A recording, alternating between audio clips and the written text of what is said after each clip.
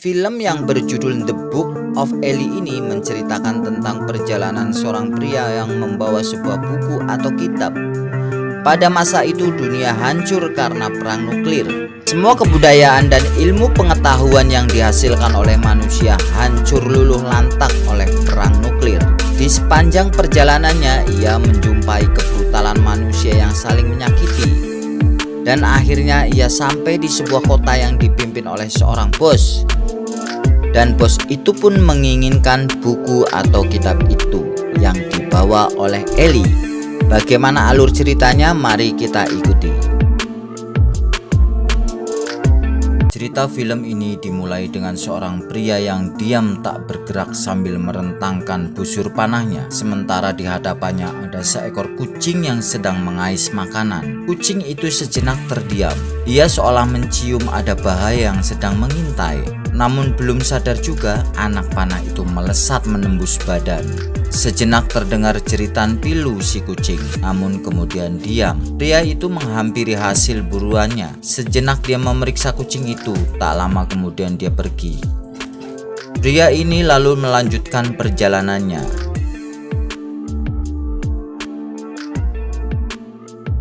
Ia melewati sebuah kota yang kondisinya hancur tak berpenghuni. Dan waktu malam pun tiba, pria ini tampak sedang menikmati hasil buruannya.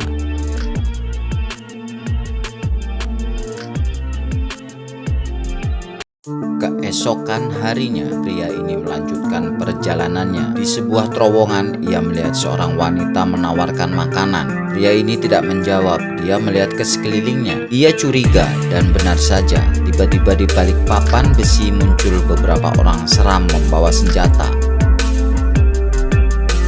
Lalu pria yang nampaknya sebagai pemimpin meminta pria berkacamata melepaskan tas ranselnya. Namun pria itu diam saja.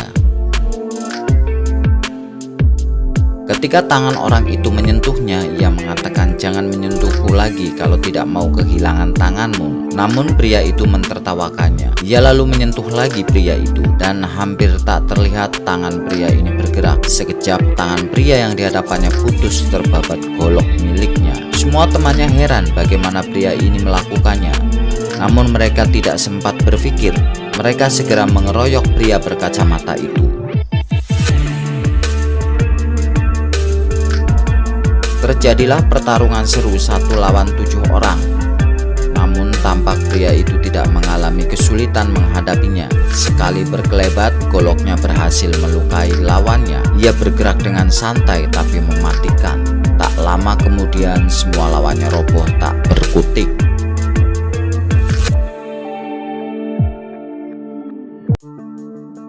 Lagi-lagi di perjalanan dia melihat kejahatan. Dunia yang sudah kacau ini bertambah kacau dengan kejahatan di mana-mana. Ia pun pergi, tidak mau mencampuri urusan orang lain. Akhirnya sampailah dia di sebuah kota. Ia berjalan masuk ke tengah kota. Ia tidak sadar ada beberapa pasang mata yang mengawasinya. Mungkin ia dianggap orang asing, maka gerakannya selalu diawasi.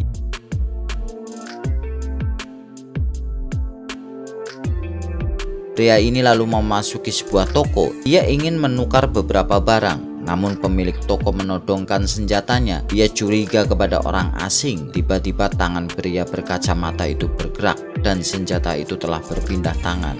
Tapi pria ini menyerahkan kembali senjata itu. Ia datang ke toko itu bermaksud baik untuk menukar beberapa barang.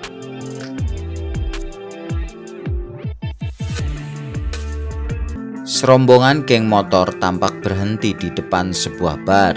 Ketua geng motor itu lalu menyerahkan hasil rampokannya kepada bos. Yang anehnya yang diambil hanya beberapa buku. Belakangan diketahui bosnya memang sedang mencari sebuah buku yang dianggap akan mengangkat namanya menjadi terkenal. Pria berkacamata itu masuk ke dalam bar. Lagi-lagi banyak pasang mata yang mengawasinya karena ia adalah orang asing. Namun pria berkacamata ini tidak peduli.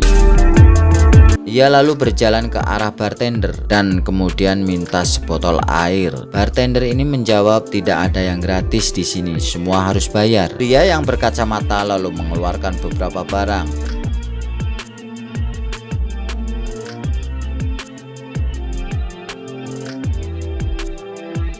Tak lama kemudian bartender itu memanggil salah seorang gadis agar mengisi botol minuman itu. Ketua geng motor ini keberatan karena pria berkacamata itu memukul kucingnya. Pria berkacamata menjawab kalau dia tidak memukul kucingnya, ia hanya mengusir. Tapi ketua geng tetap tidak terima. Ia mengatakan pria asing tidak boleh masuk ke sini. Pria berkacamata itu menjawab, aku juga tahu kaulah orang yang membunuh sembarangan di tengah jalan. Kelak kau harus mempertanggungjawabkan hal itu. Sambil berkata, ia telah membenturkan kepala ketua geng motor itu ke meja. Tak lama ketua geng itu pun pingsan. Ternyata perbuatannya memancing semua orang yang ada di bar itu untuk mengerumuninya, kemudian mengeroyoknya. Seperti yang sudah-sudah, ia menghadapi semua lawannya dengan tenang, tapi tangan dan goloknya tidak bisa diam. Ia bergerak ke sana kemari menghajar musuh-musuhnya. Ia juga meloncat menghindari serangan musuh. Semuanya dilakukan dengan cepat dan sangat tenang. Keributan yang terjadi di bar itu telah menarik perhatian bos di kota itu. Ia lalu mengundang pria itu ke ruangan pribadinya.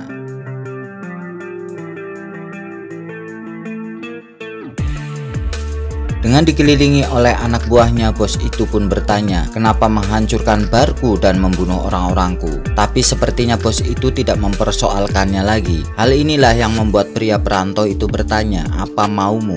Lalu bos itu menjawab, aku menginginkan sebuah buku. Buku itu bisa membuat orang mempunyai keyakinan. Aku sudah mempunyai keyakinan itu.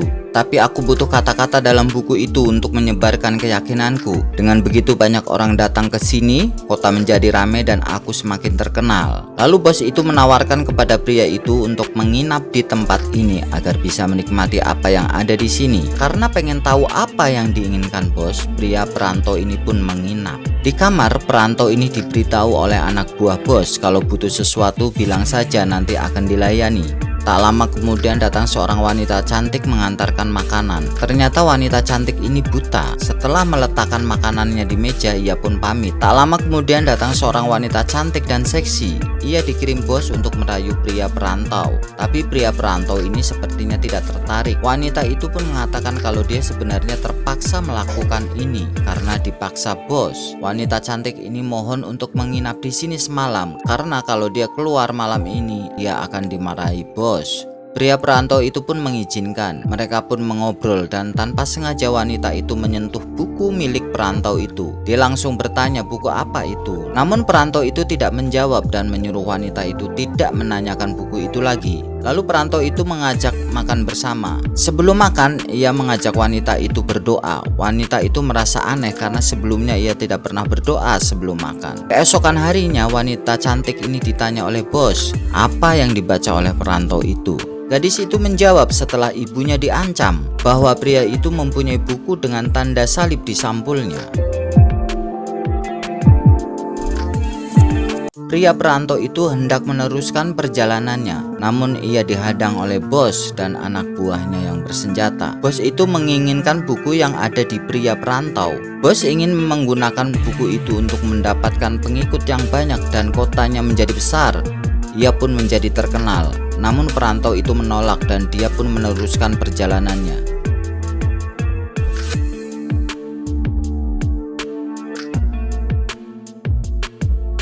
Bos itu marah dan menyuruh anak buahnya menembak perantau itu. Namun entah apa yang terjadi, tembakan anak buahnya meleset. Begitu juga dengan tembakan yang kedua. Bos semakin marah dan menyuruh anak buahnya yang lain untuk menembak. Maka terjadilah tembak-menembak antara perantau dan anak bos itu. Rupanya perantau ini tidak hanya jago bela diri, dia juga jago tembak. Tembakannya tidak pernah meleset. Setiap kali peluru dilepaskan, satu orang terkena tembakannya. Sampai pada suatu saat, bos pun terkena tembakan yang seharusnya mengenai anak buahnya.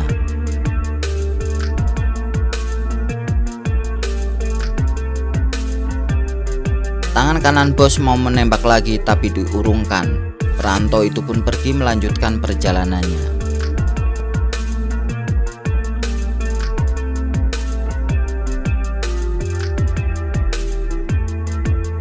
Ternyata gadis yang merayunya itu mengikuti perantau itu. Gadis yang bernama Solara itu menawarkan akan menunjukkan tempat sumber air dan makanan di kota itu jika diizinkan ikut. Pria itu pun berhenti. Solara menunjukkan sumber air itu. Setelah cukup mengambil air, perantau dan Solara keluar dari sumber air itu. Dan tiba-tiba perantau itu mengatakan kalau kacamatanya tertinggal di dalam. Solara pun masuk untuk mengambil kacamata itu. Namun tiba-tiba perantau itu menutup dan mengunci pintu itu. Ia tidak ingin Solara ikut. Ia lalu pergi. Rupanya Solara berkeras hati untuk ikut perantau itu. Ia pun menyusulnya. Di tengah perjalanan ia melihat seorang wanita yang minta tolong. Karena kasihan, Solara pun mendekatinya. Namun pria itu memberi isyarat agar Solara pergi. Namun Solara tidak tahu isyarat itu. Tak lama kemudian muncul beberapa pria yang langsung menangkapnya. Lalu Solara ditarik ke tempat sepi. Solara berontak. Namun apalah daya tenaga seorang perempuan di hadapan laki-laki.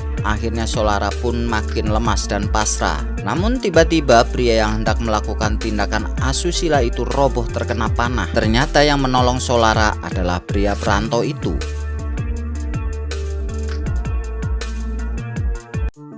Bos mengajak orang kepercayaannya mengejar pria perantau itu.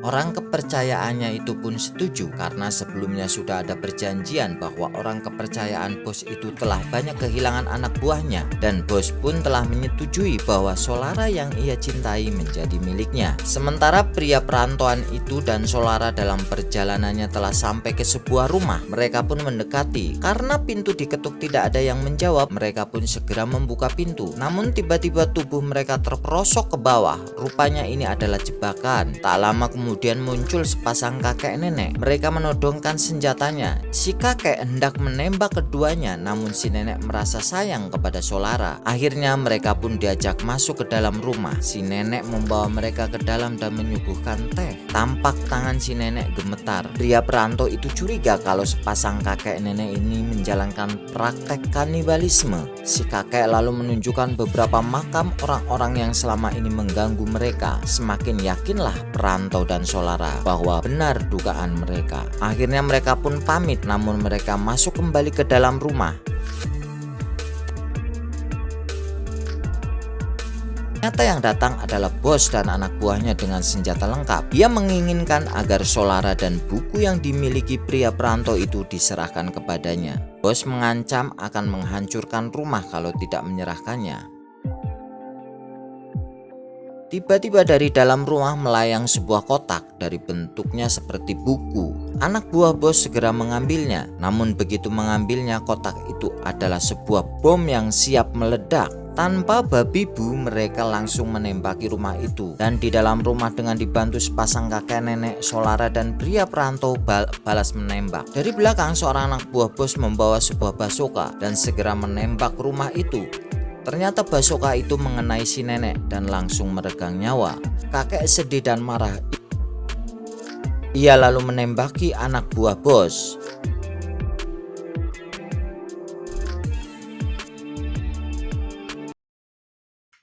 Setelah dibombardir dengan senapan mesin dan basoka ditambah meninggalnya sepasang kakek nenek itu, pria perantau dan Solara pun menyerah.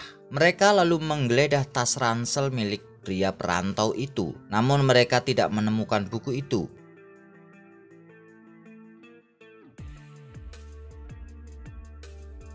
Akhirnya bos mengancam akan melukai Solara kalau tidak menyerahkan buku itu. Akhirnya dengan sangat terpaksa pria perantau itu menunjukkan di mana buku itu disembunyikan. Setelah menemukan buku itu, di luar dugaan tiba-tiba bos itu menembak ke pria perantau. Solara berteriak histeris. Tak lama kemudian tubuh itu pun roboh.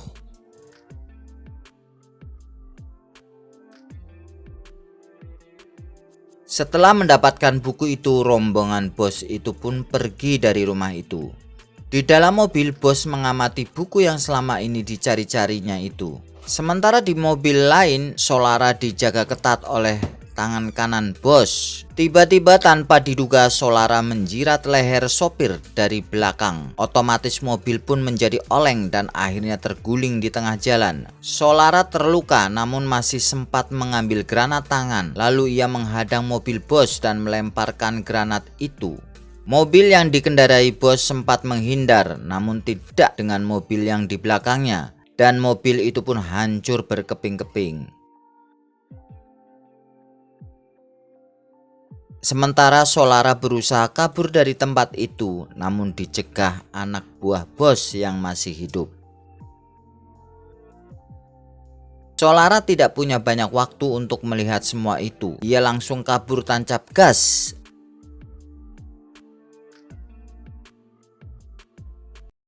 Sementara itu, bos yang telah mendapatkan buku berusaha membuka isi buku, namun tidak berhasil.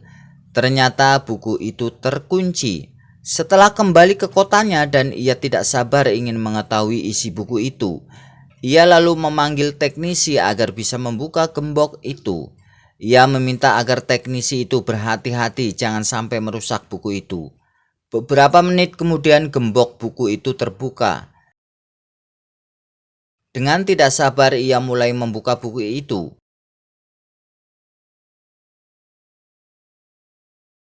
Dan betapa terkejut dan marahnya bos itu ketika mengetahui buku itu ternyata ditulis dengan menggunakan huruf Braille. Huruf yang digunakan khusus para tunanetra. Dengan gemas ia pun memanggil Natali, ibu Solara yang tunanetra, dan ia pun menyuruh Natali untuk membacanya. Namun Natali terus menanyakan keadaan Solara. Bos itu mengatakan ia sudah berusaha mengajaknya pulang, namun Solara mengikuti pria perantau. Mendengar itu, Natali pun meninggalkan bos itu dan mengatakan, "Kau sudah tidak bisa mengendalikan orang-orang di kota. Lihatlah kekacauan di bawah. Semua orang ingin mengambil barang yang mereka mau dan kau tidak bisa mencegahnya."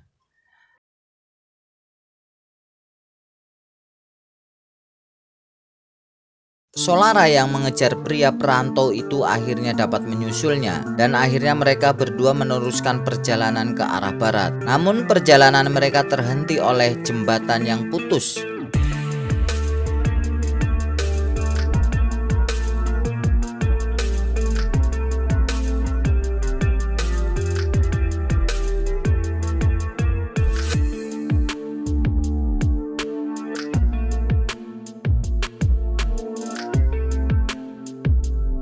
Mereka lalu melanjutkan perjalanan dengan menggunakan perahu. Kondisi pria perantau yang terluka membuat ia semakin payah. Akhirnya Solara membantu mendayung perahu itu.